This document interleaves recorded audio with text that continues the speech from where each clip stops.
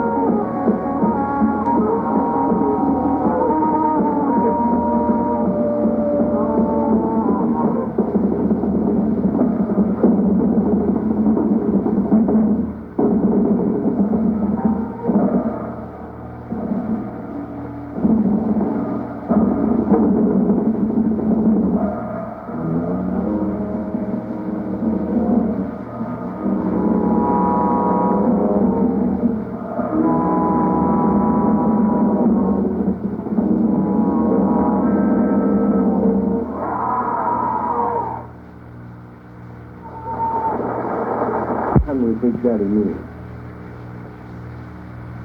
Underwood, Daddy is a song about parents who don't like the way their children look. Could you give us, Don, a couple of lines so that we can see how the thought is developed? Mr. America, walk on by with schools that do not teach. Mr. America, walk on by the minds that won't be reached. Mr. America, try to hide the emptiness that you inside. Then once you find that the way you lied and all those corner tricks you tried will not forestall the rising tide of hungry troops, Daddy, they won't go for no more great Midwestern hardware store philosophy that turns away from those who aren't afraid to say what's on their minds, the left behind of the great society. Entirely reasonable. Thank you. You're welcome. Many people fail, possibly even some young people fail to appreciate the message in the lyrics of much of today's music. because they have some trouble hearing it, I guess. They have as much trouble hearing as you'd suspect. You mean the younger they are, the better they hear it? That's right. Also, the fact that they may listen to it 19 times once they buy an album has something to do with it. You don't really hear Stardust the first time you hear it either. Yeah, that's a rough one. On one hand, and the young hippie culture on the other. Does that seem reasonable to you? Yeah, to a great extent. See, what has happened is the white kids primarily have a lot of them who come from wealth. Because when I was up in Haight-Ashbury, I met a cat whose folks are millionaires, you know. Yeah. And he well, said, somebody has to send you money from home or you can't live there too long, you know. And, you know, you can walk on that barefoot on the sidewalk, man, but you get a cold, you got to call a doctor, you know. Yeah. And the cat said, I put it down. You see, and a lot of white cats have put it down. They walked out of Beverly Hills, and they said, we don't want your life. You lied to us, and this, that, and the other. And it is a little strange to walk into a supermarket in Beverly Hills, you know, and look down and see a cat with no shoes on, man, you know, and you know you're not in a poverty area, you know. But the Negro cat is trying to get into that scene, you see. Because, like, we've been out there shucking cotton for so long, we're trying to get in to that particular scene. Yeah, they're at one door going out, and you're at another door coming in. Right, but we want to. But now we've gotten to the thing where we want to be accepted as blacks, you know. Right. Because one time, you know, the thing was to be a white Negro, you know, have proper manners and talk properly, and be a dark white man. You see, like they're doing Peyton Place now, which kind of blew my mind. You know, they're putting on a Negro on a Negro family. You know, that's new. We never had families before, you know. True. I don't have a birth certificate, folks. My mother's going to punch me in the mouth when she sees the show. But, you know, like they announced, we're putting on a Negro family, an entire unit, you know. And it's going to be a typical Negro family. And the head of the family is a neurosurgeon, you know. It's like I saw Guess Who's Coming to Dinner, which... there's a plausible picture. I saw it the other day, as a matter of fact, and it's a plausible picture which asks a very simple question: can a white, wealthy, liberal San Francisco family accept the marriage of their daughter to a typical Negro, who happens to be a combination of Jonas Salk, Albert Schweitzer, and the Jolly Green Giant? That's funny. There's so many things I want to talk to both you fellas about. It's a little difficult to try to just channel it narrowly. I tell you one thing, as far as I'm concerned, I don't play for hippies, by and large, because I want to reach mass America. You see, hippies are a minority group, you dig it? And I want to reach everybody. Yeah. And a hippie comic is a guy who goes out and the band breaks up. They fall all over the floor like, beautiful, beautiful. But John and Martha sitting out there say, what did he say? I don't understand a damn thing he's saying. Yeah. Now, once you get to the realization that the band ain't paying your salary, then you know you're going to starve. Yeah. Frank, are there any, strictly speaking, hippie comedians? I don't really know of any. There are some guys who are amusing fellows, but are there any professional comedians out of the hippie culture? Well, when I say hippies, I just mean guys who do very inside things, You know, because I want to be able to hit that cat in Iowa, you know. Sure. And sometimes I get the guys, like when I played the Fairmont in San Francisco, I get the guys off the Gray Line tours, you know, and I got to bring them in, you know. Absolutely. They'll wear those saddle shoes in, you know, and I go down and I talk to them, you know. I say, hey, baby, I know you're from Iowa. It's cool, you know. Yeah. I know when you get back home, I can just hear the dialogue now. Hey, Clem, I saw one.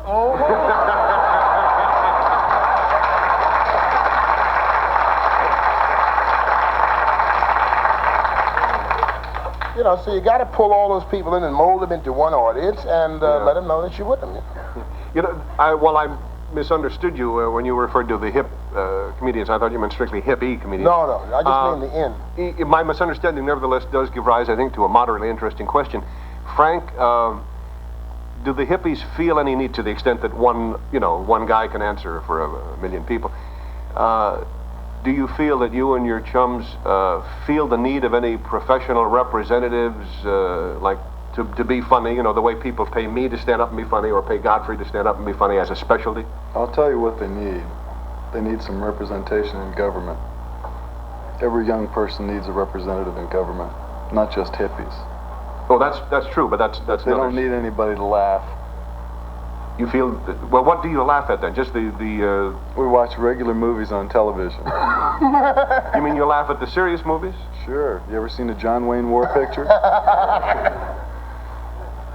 That is interesting then, that the concentration creatively is mainly on the music, and... Well, no, when to an alienated person, face it, a John Wayne movie is kind of funny, man, when we're still beating all the Indians, you know, and you take a movie like, say, Zulu, you know, where like 200 cats, you going away to sell some grits? Bye, baby. We'll be right back.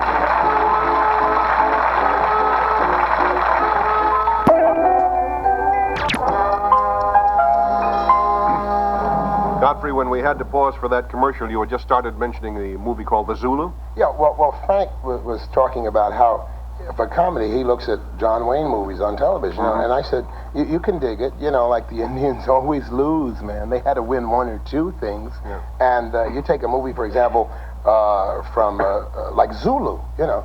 Zulu, man, we lost again, you know, like 200 cats beat 4,000 of us. You know, that just don't make sense, you know. And it seems like every time a British soldier fires a bullet, you know it's going right through 13 Zulu. You know, because obviously Zulus are stupid. They attack in a straight line. You know? Stay in line, baby. Save bullets, you know. That's funny. And the thing is, Zulus, man, like, they always attack from behind, you know, with a dirty dagger. Tong, tong, tong. And, like, the white cats go in, they burn down a whole village, kill everybody in it, and that's called a victory. We beat up one British soldier, it's called a massacre. The value's a little twisted, man, and at the end of the picture, generally, you find out that, first of all, one British colonel has, like, wiped out an entire platoon of Zulus, man, with a wrapped-up copy of the London Times. Take that, you bloody savage, you know. And then, at the end of the movie, they always add, you know, they start assembling everybody, you know, saying, where's Corporal Friswell, and where's Corporal so-and-so? And then they say, whatever happened to our faithful scout, Matumbi? That's us, baby, and we ain't never winning. And they always say, oh, he died. So, like, we always end up dying, you know, at the end of the movie. You know, it would be a marvelous idea for somebody to provide an endowment to set up, just pay all the bills, set up an African film company or a bunch of, you know, Navajo Pictures presents, with John Wayne as the bad guy, right? Yeah, that'd be good. Wouldn't that be pretty wild? No, it's wild. Here comes that dirty, rotten Davy Crockett.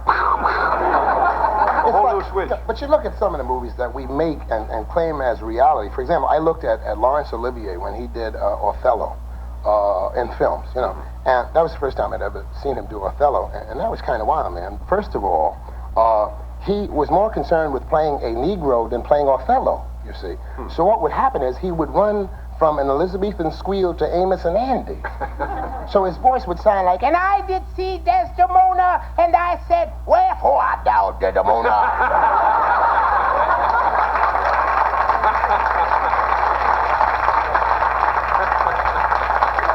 And plus, I have never seen anybody that black, man. You know, like, first of all, he used this black Max Factor makeup, and the cat kept standing in shadows, like, and all you see is his lips, you know, or his eyes. You know, what is that nonsense? So I look at movies and I laugh, man. I laugh at Doris Day movies blow my mind, you know, because, let's face it, to worry about a 47-year-old woman's virginity is a bit ridiculous. Doesn't happen too often. Particularly when you got a 19-year-old son. I haven't seen, or rather, I haven't had the chance to listen to your album, Godfrey. I understand there's something amusing in here about golf. Well, my album is based on my experiences, and you know, in the show business, everybody always wants you to join their thing, you know. And the great thing in show business, everybody says, let's play golf. And I've always looked at golf from afar and figured you got to be a little weird to play golf, you know, to get up out of a warm bed 4:30 a.m. in the morning and leave a sexy chick, right? And run out on the front lawn and look up at the sky at 4:30 in the morning and say, gonna be a great day. It's pitch black up there. How the hell can he tell? You know, and the whole thing is you can't play golf like loosening your tie. No, man, you got to buy a golf outfit. Yeah. You got to buy a golf shirt. You know what a golf shirt is? That's a regular shirt that costs $20 more because it's got a faggy alligator on it. I mean, a naked chick on a tie, I mean, that's together, man. Who needs a sissy alligator? Yeah. I ought to buy a Ben Hogan hat, Ben Hogan shirt, Ben Hogan shoes, and I play like Ben Gurion. Yeah. No, so my act is everything that occurs to me, that happens to me in life. The humor of reality. Yeah. You know, like in Beverly Hills, for example, which is I spend a lot of time there because I live in New York, And it's a peculiar microcosm of America. Nobody walks in Beverly Hills, everybody drives. They have the weirdest police department in the world. I mean, they will arrest you for walking suspiciously. You can't even walk your dog. I mean, you got to drive him around in a car. The car. You know. Moving right along, ladies and gentlemen. We'll be right back.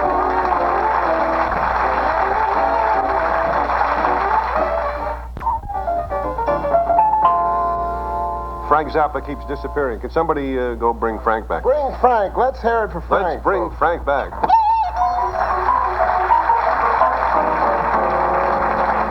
And while they're looking for Frank, we'll also see if they can find our next guest, who certainly, to use the old line, needs no introduction. One of your real favorites, Mr. Ed Begley. Here he is.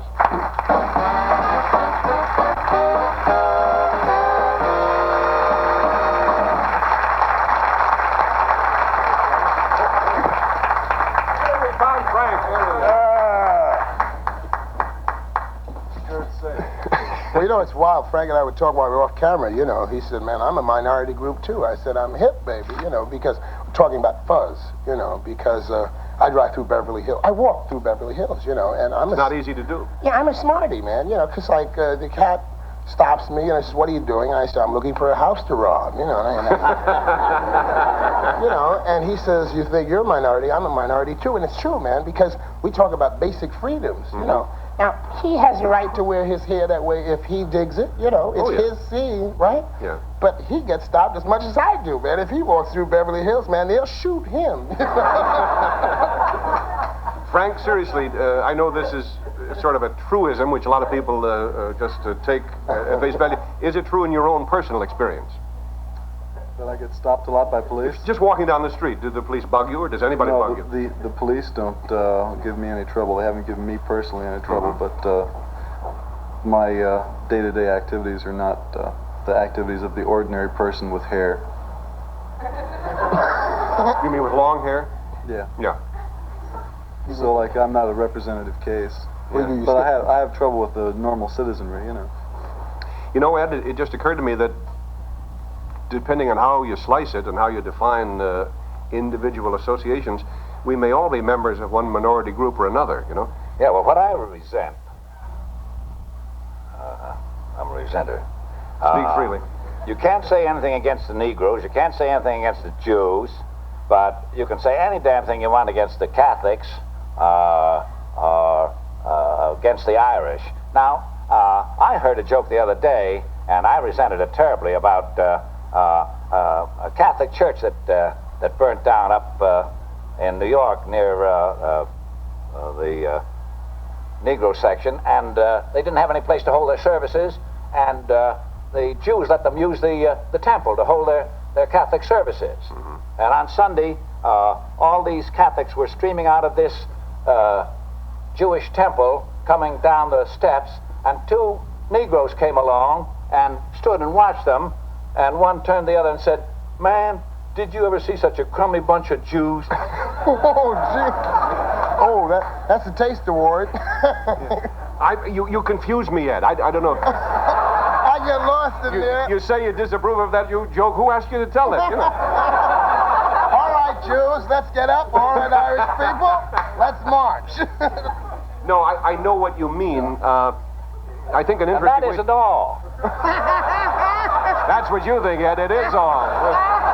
Now, go ahead. Say what you want. I think this is about as free speech, free-spoken a program as we've had in quite some time, right? And as Dave Allen would say, why not? Go ahead. They tell the story about this old guy that they called the priest in to perform a funeral service. Is this another story you don't like?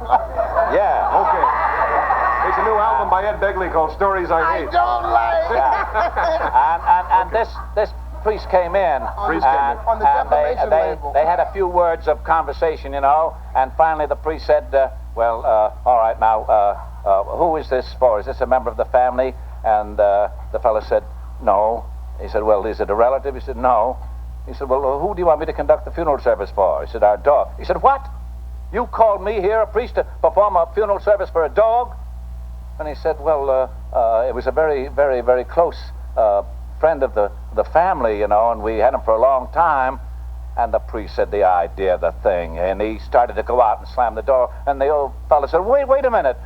If you won't perform the funeral service, can you tell us somebody who will, please? And he said, why don't you go and get Rabbi Mashinsky? Maybe he'll do it. And the old fellow said, do you think he would perform the funeral service for $10,000? And the priest said, I'm sorry, what did you say? He said, do you think he will perform the funeral service for $10,000? $10,000? He said, why didn't you tell me it was a Catholic job? All Jewish Catholics, pick it. This is a pretty weird program today, right? I'm analyzing this as we go along. I represent your interests here, and I say that this is a weird program we're doing. However, I think it's nice to open the windows and let in some fresh air, right? Because about a week of that and you get thrown off television altogether. I think one thing that a great many people may know about Ed Begley outside of the stories that he doesn't like are that he has a great interest, as do our hippie visitors, in poetry. As a matter of fact, the lyrics, Frank Zappa's lyrics, are often poetry. And Ed has a lot of wonderful albums. We don't even have all of them on the desk. Here's one called Favorite American Poems, Ed Begley, on the Caedmon label. Here's one, Tom Sawyer, read by Ed Begley. Here's Ed Begley, read by Tom Sawyer. This is Walt Whitman's Leaves of Grass. And there are some others backstage, they tell me. How long have you been recording poetry, Ed? I think I started when I was on Broadway in Inherit the Wind with Paul Muni. I did great American speeches with Melvin Douglas, Vincent Price, Carl Sandburg, and myself. And this company, if you don't know, probably has what are considered the greatest voices in the American theater, as well as in the British theater, as well as the playwrights, also the poets. And I think I've probably made more recordings for them than any other artist they have on their label. We would be honored if you would, if you have anything committed to memory, if you'd recite a poem for us, could you? Yeah. All right. We've got the lights and the microphone all set up in the center of the stage for...